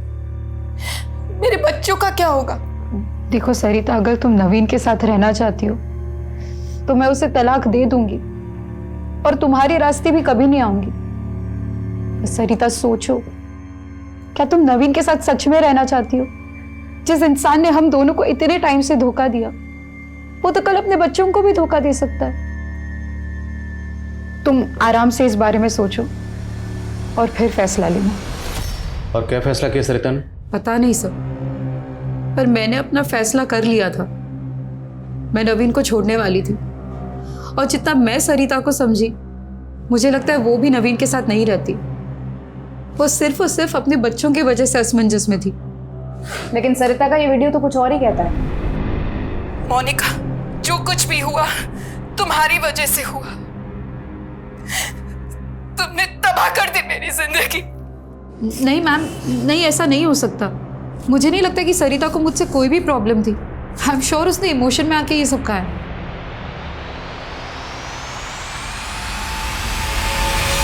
तुम बिल्कुल चिंता मत करो, मैं और तुम्हारे जीजा जी हमेशा तुम्हारे साथ है मोनिका। ये लीजिए, आप लोग नाश्ता कर लीजिए पहले। ये ले। हाँ। नहीं दीदी। अरे अच्छा कुछ दूसरा बनाओ तेरे लिए, बोल। भूख नहीं है ज्योति दीदी। कुछ दिनों पहले तक मैं कितनी खुश थी। एक पति था जो सिर्फ मुझसे प्यार करता था, वो तो चला गया और ऊपर से ये पुलिस का चक्कर। सरिता ने भी अपनी वीडियो में मेरा ही नाम लिया। कहीं पुलिस मुझे इस चक्कर में फंस। अरे मोनिका, बेकार फिक्र कर रही, ऐसा कुछ भी नहीं होगा, चिंता मत करो। और देख, सरिता की मौत की जिम्मेदार ना तू बिल्कुल नहीं है। हाँ, वो नवीन जरूर है, समझी? फिक्र मत कर, हम हैं। जीजा जी, अगर पुलिस मुझ पर ही अबेटमेंट ऑफ सुसाइड का चार्ज लगाती है तो आप मेरा केस लड़ेंगे ना? अरे ये भी कोई पूछने वाली बात है? और ऐसा कुछ भी नहीं होगा, फिक्र मत करो। मतलब अगर ये पता चल जाता है कि सरिता ने खुदकुशी की थी तो मोनिका को जेल हो जाएगी? अगर खुदकुशी साबित हुई तो, और फिर मैं हूं ना उसका केस लड़ने के लिए, मोनिका को कुछ नहीं होने दूंगा। अरे मुझे उस मोनिका की टेंशन नहीं है, मुझे ज्यादा टेंशन उस पुश्तैनी जायदाद की है जो इस मोनिका के नाम पर है। और अगर ये मोनिका जेल चली जाती है तो उन पेपर्स पर कौन साइन करेगा, बोलो? बहुत लालची हो रही है तुम। हाँ, मतलब अपनी बहन मोनिका की फिक्र नहीं है तुम्हें, बल्कि उस प्रॉपर्टी।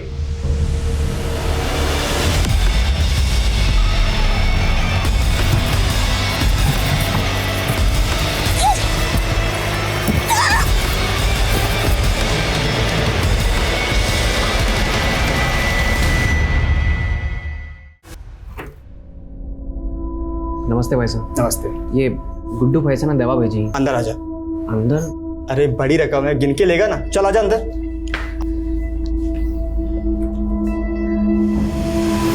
रुक, वही भागना मत, रुक वहीं पे खड़े रहे। बॉक्स खोल। भाई साहब क्या? बॉक्स खोल। सीधी पर खोलता हूँ। ये देखिए साहब जी, मुझे नहीं पता इसमें ये क्या था साहब जी। ले चलो इसे। साहब जी मुझे गुड्डू भैया ने भेजा है, मुझे गुड्डू भैया ने दवाई दी थी साहब जी, मेरा इसमें कोई कसूर नहीं है साहब जी।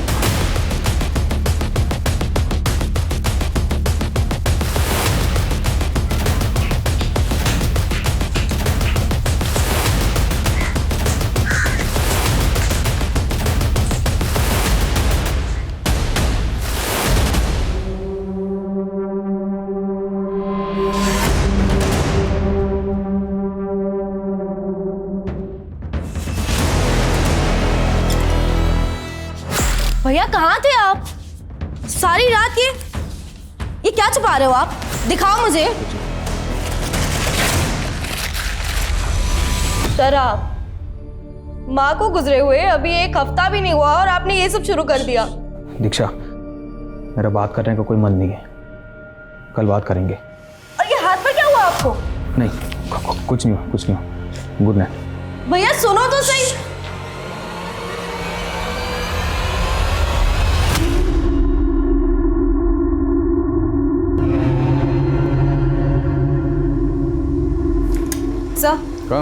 सर, सरिता की डिटेल पोस्टमार्टम रिपोर्ट आ गई है। रिपोर्ट के मुताबिक सरिता की बॉडी से पेस्टिसाइड का हैवी डोज मिला है, 3 टैबलेट्स जितना हैवी।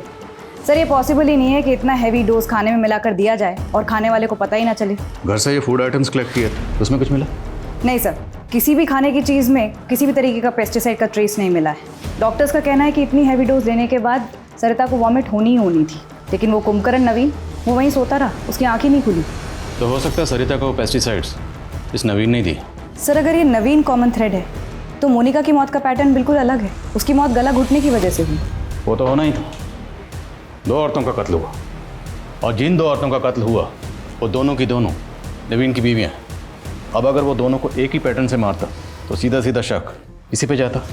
शातिर खिलाड़ी।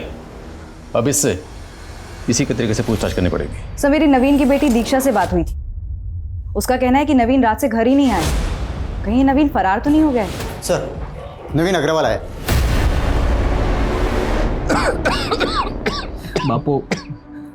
बापू मुझे माफ कर दे बापू, हमारे से गलती हो गई बापू। गलती तो मुझसे हुई है। उस दिन मैंने कुछ ज्यादा ही सख्ती बरत दी थी तुझ पर। बापू मैं जाएगा पानी।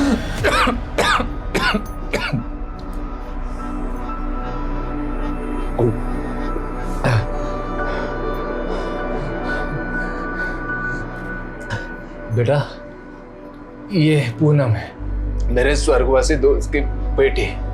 मेरी बीमारी में इसी ने मेरा ध्यान रखा है। इसका कोई नहीं है बेटा, इससे शादी कर ले, सुखी रहेगा तू। भागा नहीं था सर मैं, वो समझ में नहीं आ रहा था बच्चों का सामना कैसे करूं। अपने दोस्त ऋषिकांत के यहाँ रुक गया था, आप चाहे तो फोन करके कंफर्म कर लीजिए। पूरी तैयारी करके आए, पर कोई फायदा नहीं है, क्योंकि तुम्हारी दोनों बीवियों की मौत का प्राइम सस्पेक्ट तू ही है। बोल, क्यों मारा दोनों को? सर मैंने नहीं मारा सर। अरे मारा तो मुझे किस्मत ने है सर। 21 साल का था मैं, सिर्फ 21 साल का सर। मेरे राक्षस बाप ने उस सरिता को मेरे गले बांध दिया था।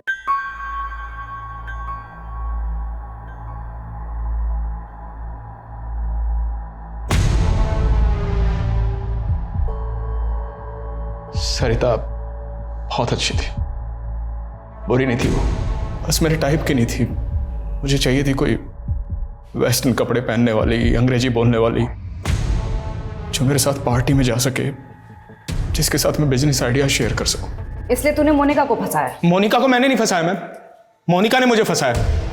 हाँ ठीक है, वो मुझे पसंद थी, मेरे टाइप की थी, लेकिन वो मुझे बहला के कमरे पे ले गई सर। उन दिनों वो चल रहा था, मैंने मजबूरी में शादी की उससे।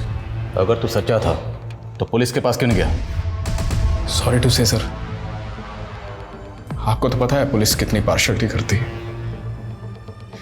हमेशा औरतों की सुनती। रोना बंद कर, ये बता कि मोनिका से आखिरी बार कब मिला था? कल शाम को। यानी मोनिका की मर्डर वाली शाम को।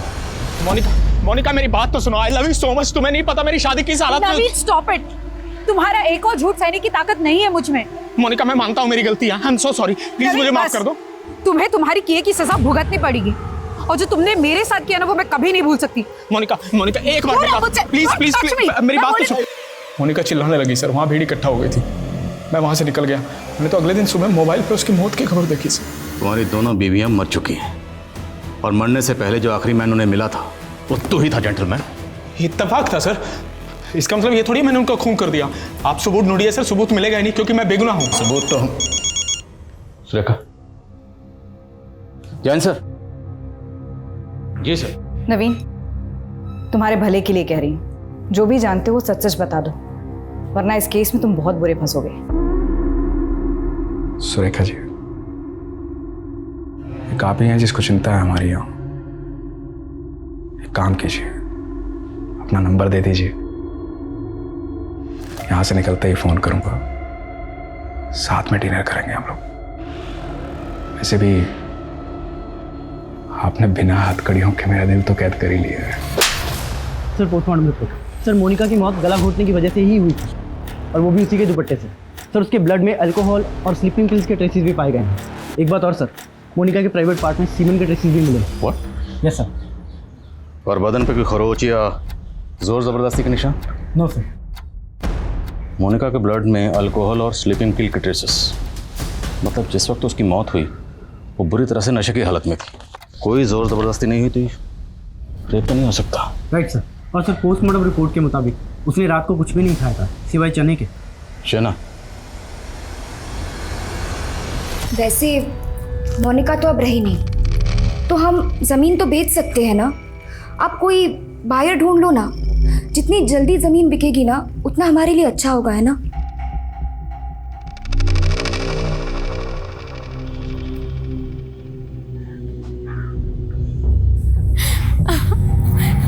नहीं जाने दो। नहीं मजा आ रहा है। नहीं नहीं नहीं।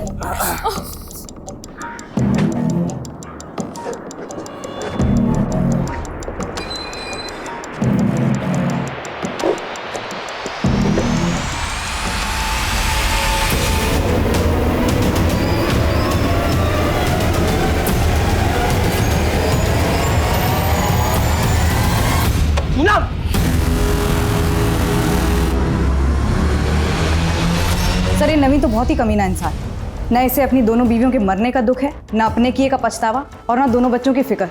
सर निहायत ही मतलबी आदमी है, सिर्फ अपने बारे में सोचता है। हाँ, लेकिन हमारे पास इसके खिलाफ कोई ठोस सबूत नहीं है। बिना सबूत के उसे ज़्यादा वक्त तक यहाँ नहीं रख सकते। सर लेकिन हम उसे सर मोनिका की कॉल डिटेल्स। सर वारने से एक दिन पहले मोनिका की अजमेर के एक बैंकर से बात हुई और सर उसने एक कैब ड्राइवर योगेंद्र को भी कॉल किया था। मेरी योगेंद्र से बात हुई है सर, उसने कंफर्म किया है कि वो मोनिका को अजमेर एक बैंक में लेकर गया था और उसके बाद उसने यहाँ जयपुर लाकर उसे छोड़ दिया था। मोनिका वाज बैंकर, तो हो सकता है अजमेर अपने किसी बैंक के काम से गई हो। नहीं सर, यही तो इंटरेस्टिंग बात है सर, वहाँ वो अपने बैंक की ब्रांच में नहीं गई थी, किसी और ही बैंक में गई थी। मोनिका ने आखिरी कॉल किसे किया था? सर ज्योति को, मोनिका की बहन है सर, जयपुर में ही रहती है। हिम्मत कैसे हो गई तारी, हिम्मत कैसे हो गई तारी?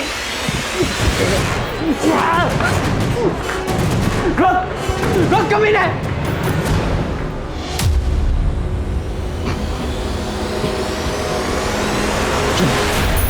माफ कर दीजिए, गलती हो गई। क्यों किया तूने ऐसा? तुझे पता है मैं तुझे कितना प्यार करता हूं। बापू को वचन दिया था कि तुझे अच्छे से रखूंगा और रख रहा हूं ना मैं। फिर तूने ऐसा क्यों किया? माफ कर दीजिए मुझे, शादी के पहले से जानती थी उसे, अचानक मिला तो बहक गई। माफ कर दीजिए, अब आइंदा नहीं होगा।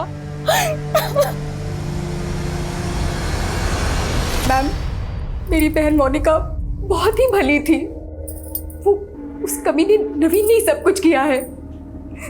मैंने उसको बहुत मना किया मैम कि मत कर उससे शादी, पर उसने मेरी एक भी बात नहीं मानी मैम। मोनिका जब जयपुर आई थी तो आप लोगों के घर रुकी थी, फिर ऐसा क्या हुआ कि उसे यहाँ से जाना पड़ा? मोनिका को जब सरिता और नवीन के बारे में पता चला तो वो बहुत ज़्यादा अपसेट हो गई थी और वो यहाँ पे हमेशा गुमसुम सी बैठी रहती थी। फिर एक दिन पता नहीं क्या हुआ, वो बोली कि मुझे अकेले रहना है।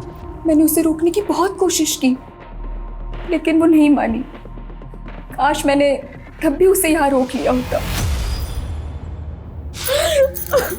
बस कर पूनम, मत रो, मत रो। मैंने तुझे माफ कर दिया पूनम, मुझे भी माफ कर दे पूनम। हम सब कुछ भूल जाते हैं पूनम।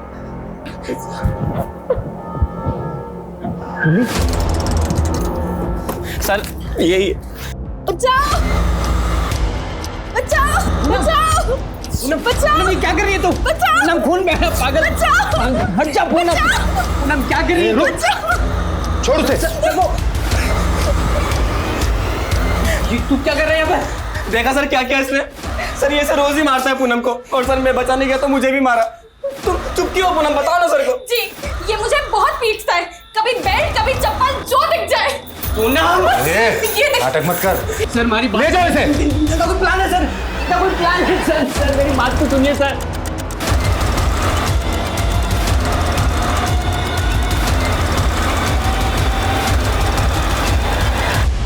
यस सर, मोनिका श्रीवास्तव आई थी यहाँ कुछ दिन पहले, लेकिन अपना लॉकर यूज करने आई थी सर। लॉकर में ऐसा खास क्या था? और खास था भी तो उसने अपने बैंक के लॉकर में क्यों नहीं रखा? Sir need to check the locker. Sir उसके लिए हायर अथॉरिटी से परमिशन लेनी पड़ेगी। ऑफ कोर्स, मैं आपके प्रोसीजर से वाकिफ़ हूँ। Thank you very much. मैं जल्द से जल्द परमिशन निकलवा के आता हूँ। Thank you so much.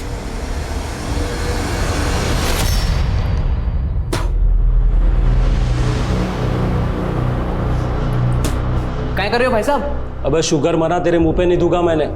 सो जा कंबल ओढ़कर। तो गुंडा कर दिए, साहब जी ने जाके बोल दूंगा मैं। अबे गुंडा बोला मेरे को? हाँ गुंडा बोला, गुंडा बोला मेरे को, गुंडा बोला। गुंडा बोलते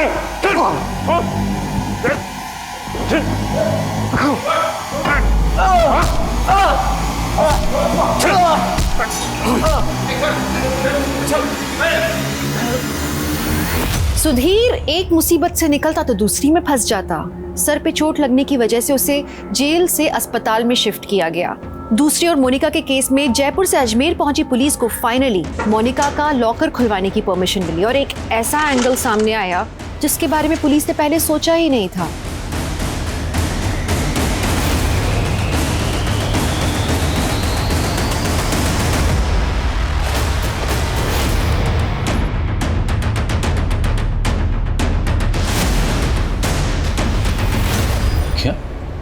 मोनिका एक विसल ब्लोअर थी? जी सर, मोनिका अपने बैंक में हो रहे एक स्कैम को एक्सपोज करने के लिए एविडेंस इकट्ठा कर रही थी। लगभग 1500 करोड़ के लोन्स नकली डॉक्यूमेंट्स पर अप्रूव हुए। पिछले 15 साल से सिर्फ छोटे छोटे अमाउंट का ये स्कैम हो रहा था, इसलिए लोगों की नज़र में नहीं आ रहा था। तो क्या मोनिका और सरिता के केसेस को आपस में कनेक्ट करके हम कोई गलती कर रहे हैं? क्योंकि मुमकिन है मोनिका के कत्ल के पीछे इस स्कैम में से कोई हो। सर, मोनिका को जिसने मारा वो उसे अच्छे से जानता था।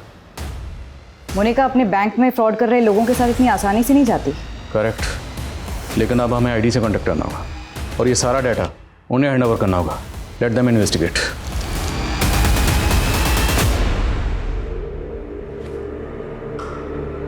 देख रहे रे, काम कर रहा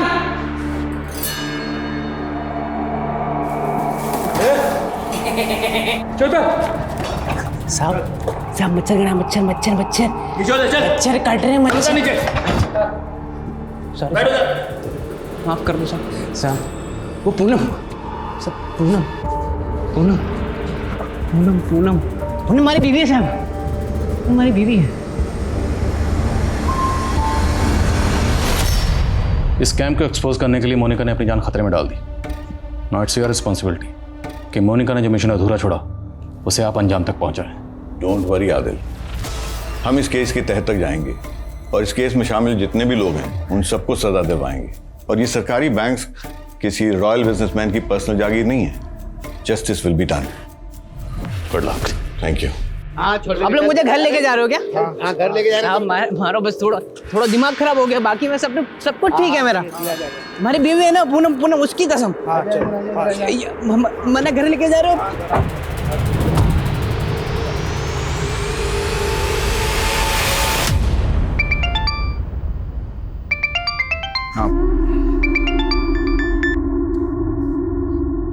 सॉरी मेरी जान, बहुत दिन हो गए ना बात हुए, लेकिन जल्दी मिलने आ रहा हूँ मैं। अब कोई जरूरत नहीं आने की। मैंने तुमसे शादी इसलिए नहीं की थी कि तुम मुझसे बार बार दूर जाओ।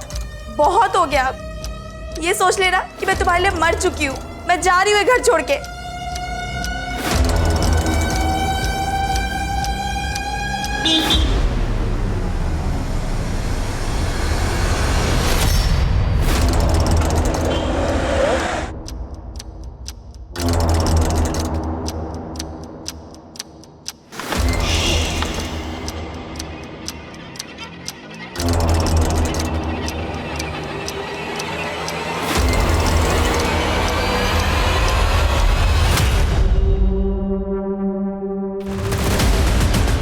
सर आप मेरी बात सुनिए सर, मैंने कोई स्कैम नहीं किया है सर।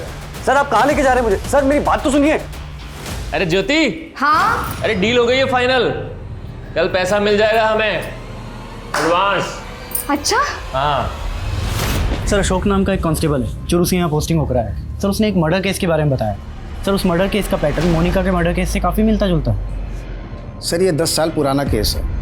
मेरी पोस्टिंग जयपुर में ही एक दूसरे थाने में थी, तब वहाँ पर प्रियंका नाम की 24 साल की लड़की का केस आया था।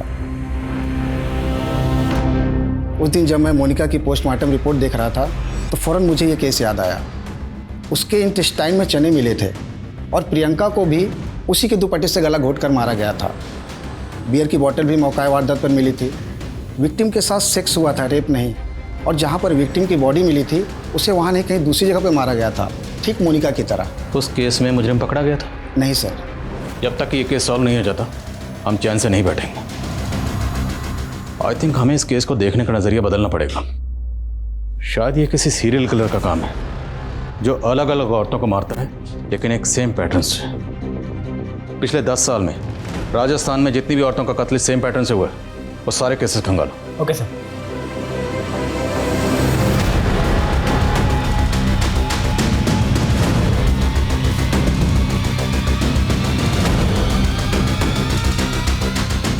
सर टोटल 6 केसेस मिले हैं। 2004 में 1, 2008 में 2, 2010 में 2 और 2017 में 1। 2004 में जिस लड़की का कत्ल हुआ उसकी उम्र थी 24 साल और 2008 में जिसका हुआ उसकी उम्र 28 साल। Correct sir. एक पैटर्न है। 2010 में जो लड़की मारी गई उसकी उम्र 30 साल और 2017 में जो लड़की मारी गई उसकी उम्र 37 साल। 2004 में उसने जो पहला कत्ल किया था अब लड़की की उम्र थी 24 साल। अगर हम ये मान लें सपोज कि उस वक्त उसकी उम्र भी 24 साल रही होगी तो 2008 में उसकी उम्र हुई 28 साल और सर अब तो उसकी उम्र लगभग 40 साल होगी। सर अगर मोनिका से जुड़े हुए केस में लोगों को देखें तो उसके जीजा कैलाश और पति नवीन दोनों लगभग 40 के आसपास थे। पता लगाओ क्या नवीन और कैलाश का क्राइम सीन से कोई कनेक्शन है? आई थिंक अब हमारा तीर निशाने पर लगने ही वाला है।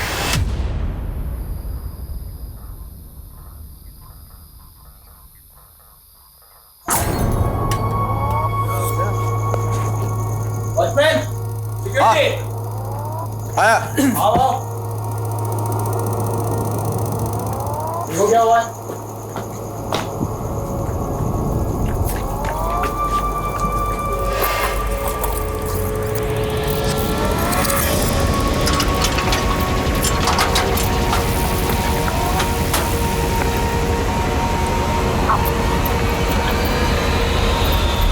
सर खबरियों से पता चला मोनिका और ज्योति के पास एक पुश्तैनी ज़मीन थी जो अब ज्योति और कैलाश मिलकर बेच रहे हैं। बहन का गुजरे अभी एक हफ्ता भी नहीं हुआ और ये ज़मीन बेचने की तैयारी में। बुला दो ना मेरी बीवी को। सर देखिए, अब वो ज़मीन ज्योति की है और अगर हमें उसकी अच्छी डील मिल रही है तो उसको बेचने में दिक्कत क्या है सर? जब तक केस का फैसला नहीं आ जाता आप वो ज़मीन नहीं बेच सकते। और क्या पता मोनिका का कत्ल उस ज़मीन की वजह से हुआ। आप कहना क्या चाहते हैं? आपको लगता है कि हमने मोनिका को मारा है? क्या पता। सर हमारा उसमें क्या फायदा? सबसे ज़्यादा फायदा तो आपका ही हुआ। पहले आप आधी ज़मीन की मालकिन थी, अभी आप पूरी ज़मीन की मालकिन हो। ये सब क्या कह रहे हैं? हाँ एक मिनट तुम शांत रहो, मैं बात कर रहा हूँ। सर अगर आपको ऐसा लगता है तो आप लोगों के पास सबूत क्या है?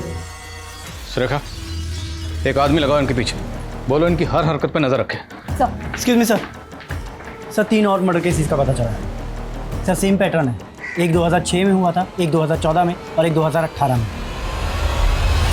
2006 में जिस विक्टिम का कत्ल हुआ उसकी उम्र थी 26 और 2014 में जिसका कत्ल हुआ उसकी उम्र थी 34 और 2018 में जिसका कत्ल हुआ उसकी उम्र थी 38।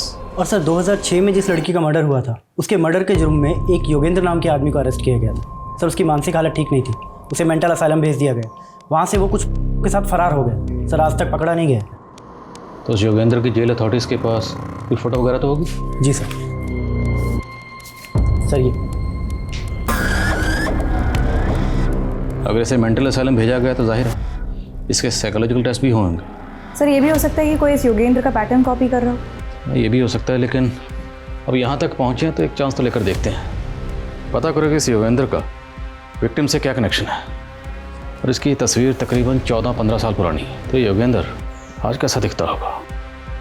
सालों पुराने केसेस खंगाले जाने लगे, पुराने कैदियों से पूछताछ हुई, पुलिस की खोज का दायरा बहुत ज्यादा बढ़ चुका था। ये घास के ढेर में सुई ढूंढने जैसा था, लेकिन पुलिस डटी रही और उन्हें एक सुराग मिला। ये देखिए सर, इस वीडियो में मोनिका गाड़ी में जाती हुई दिख रही है। थोड़ा जूम करने पर गाड़ी का नंबर प्लेट और ड्राइवर का चेहरा साफ दिख रहा है।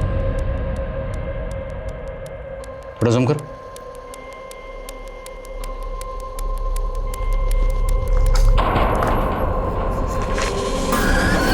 चौदह 15 साल पहले योगेंद्र कुछ ऐसा दिखता था और अब दोनों तस्वीरों को गौर से देखो, मैच कर रही? सर लग तो रहा है। इस गाड़ी की डिटेल निकलो, पता करो ये गाड़ी किसकी, तुरंत। सब आकृति मैडम। जी सर, कार के ओनर का पता चल गया है, उसी की प्राइवेट टैक्सी है, यहीं जयपुर का है। मैडम जी आप जयपुर में पहली बार आई है? जी। आप जयपुर आई हैं तो आपको हवा महल जरूर देखना चाहिए। सर अभी अभी मेरी कैब ऑनर से बात हुई है। उसका कहना है सीसीटीवी में जो मोनिका के साथ कैब ड्राइवर है उसका नाम दिलीप है, उसकी उम्र 40 साल है और हाँ थोड़ी देर पहले एक सवारी लेकर जोधपुर के लिए निकला है। इस दिलीप की तस्वीर जोधपुर हाईवे पर सब जगह सर्कुलेट करवा, सारे टोल नाका, सभी पेट्रोलिंग टीम, सबको अलर्ट भेजो। कहीं भी ऐसी कोई भी कार नजर आए हमें तुरंत इन्फॉर्म करें।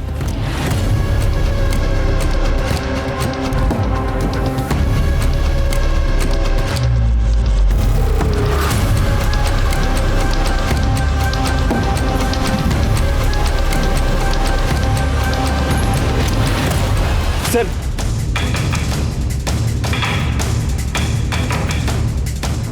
सर गाड़ी ने अभी अभी जोधपुर हाईवे से लेफ्ट टर्न लिया है। नजर रखो उस पे और फॉलो करते रहो उसे। Okay sir.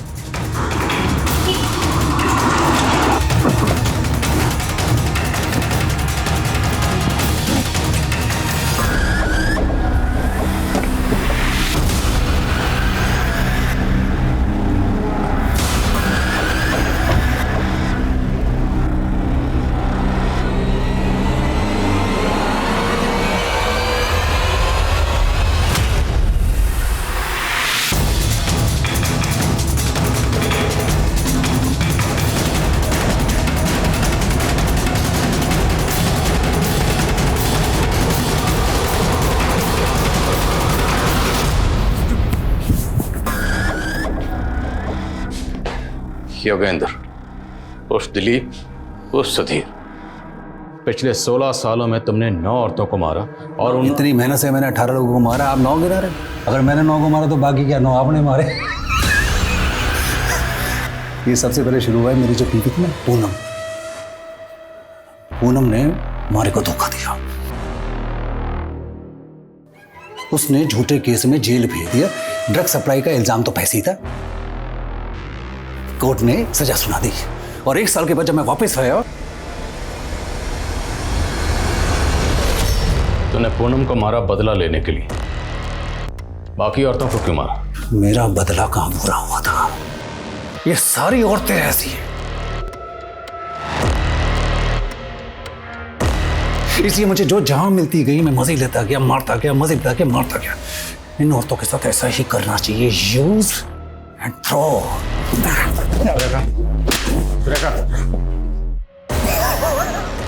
और जेल अथॉरिटीज ने तुझे जो मेंटल असाइलम भेजा था वो सब मैं जब पकड़ा गया तो ये तरकीब मुझे एक पुराने कैदी ने बताई। सब मैंने भी कमाल किया, ठीक है। काला बोला दीवार बोले।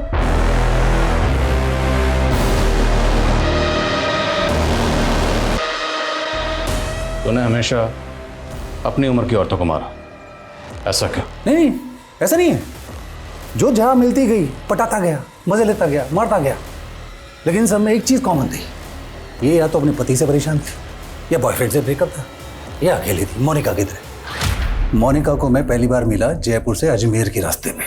उसने कैब हायर की थी। वो आगे वाली गाड़ी का पीछा करना।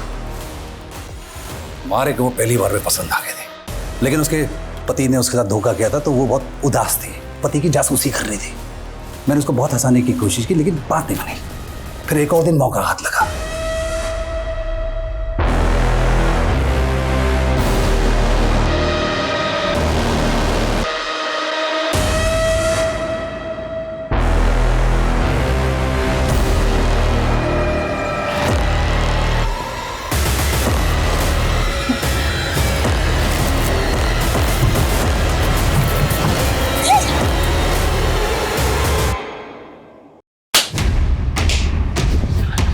जेल अथॉरिटीज ने सही किया था जो तुझे मेंटल असाइलम भेजा, क्योंकि तेरी असली जगह वहीं है।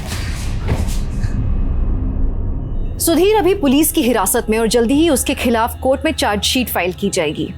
साइकोलॉजिकल मैपिंग की मदद से पुलिस इस अजम्पशन पे पहुंची कि सरिता ने सुसाइड किया था, लेकिन ये सिर्फ एक अनुमान है, क्योंकि उस रात वहां क्या हुआ ये कोई नहीं जानता।